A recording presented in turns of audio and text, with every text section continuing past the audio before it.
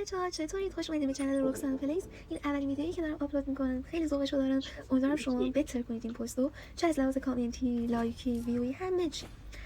و اینکه قرار آخر ویدیو براتون اتچمنت زیلاتو با کیو وای لال شدم کیو نایدمو بذارم. خب بریم با هم یه بچه خفن رو ببینیم. این اتچمنت ها رو ببینیم که چطوری میزنن. خلاصه که همین اینجا انیمیا رو میبینیم. دختر سایه شوی دوستون گاهی میومد. اینجا یه بار مایو باز کردم، مایو بستم. گفتم خب اینجا رو اول استارت میکنم. بریم ببینیم که چه میکنن. میرن میرسن به هواپیما، پرواز میکنن به سوی بی نهایت. اینجا ای میگیرم و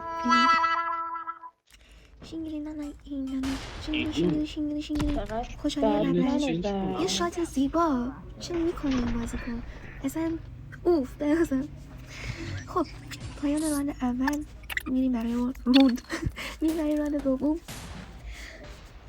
بچه‌ها من برای اینکه خسته نشید ویدیو رو تند کردم. قسمتایی که نموردن یا حالا هرچی کیل نداشتن و اون قسمتایی که کیل گرفتم و بولد کردم، یعنی اسلوش کردم که قشنگ معلوم باشه. خب بریم راند سوم. دوباره میریم هواپیما. اولین شات خفن.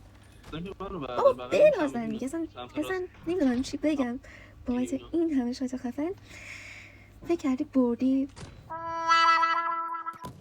وقتی دوتا شات میزنی جواب میگیره صحبت میکنی خدای بازیه، ولی خب یکی با خط تو رو آنچنان میزنه میگه برو بابا بچه بشین سر جات، تو هنوز باید بری قارچخور نصب کنی، اینجا چی کار میکنی؟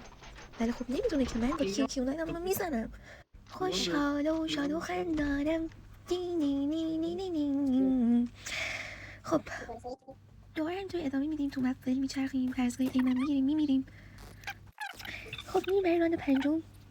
میریم این میگیریم. بابا یه انمی بیا دیگه، دمشتی بیا دیگه. ما اینجا داریم هزینه میکنیم. بالاخره اومد. چه شاتی هم Oh my god.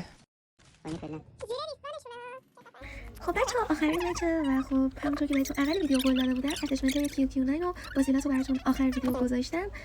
امیدوارم که از این ویدیو آپلود شده لذت برده باشید، به کارتون بیاد استفادهش کنید. با اینجا عجب شاتی زدم تو حلقه یارو.